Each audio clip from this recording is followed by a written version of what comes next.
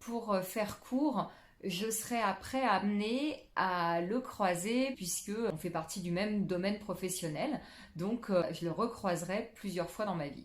À chaque fois, moi je suis très heureuse de le voir. Lui, toujours les 15 premières secondes, il est très très heureux. J'exagère, hein, mais bon, j'allais dire les premières minutes. Et puis ça vole très très vite en éclats. Et je comprends jamais pourquoi ça se passe pas bien avec cette personne. Je me dis qu'est-ce qui se passe, qu'est-ce que je fais pour que ça se passe aussi mal. Et voilà, donc cette personne, je la croise jusqu'en 2010 à peu près. Donc à ce moment-là, je suis en région parisienne. Et ensuite, je déménage dans le sud de la France et je ne le revois jamais. Mais quand je dis jamais, c'est jamais. Il a un prénom qui est peu commun, donc j'entends assez peu fréquemment son prénom. Donc je pense à lui de temps en temps quand il y a quelque chose qui concerne son domaine professionnel, pourquoi pas.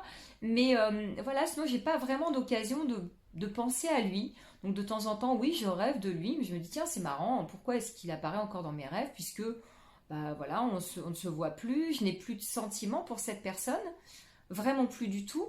D'ailleurs, j'en ai très vite plus eu, j'allais dire, parce que il y avait une espèce de fascination pour cette personne, il y avait une attirance pour cette personne, mais je ne peux pas dire que j'étais amoureuse de lui ou que je l'aimais.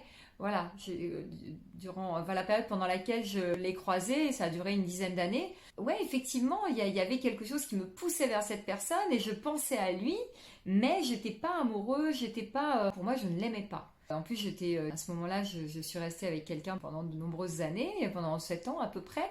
Donc, j'étais avec une personne que j'aimais. Donc, pour moi, j'avais aucune raison déjà de penser à mon jumeau. Je ne savais pas que c'était mon jumeau à l'époque.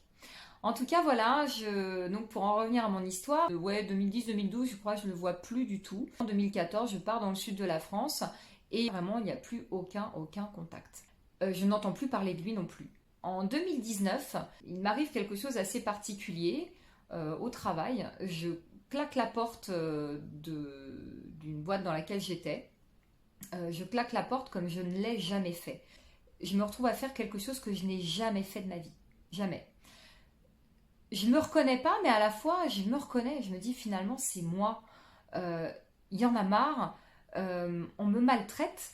Je me maltraite et je m'en vais. Donc il y a un vrai bouleversement chez moi et s'en suivent quelques mois où je suis vraiment, je suis pas très bien, je suis à la limite du burn-out en fait quand je fais ça, hein.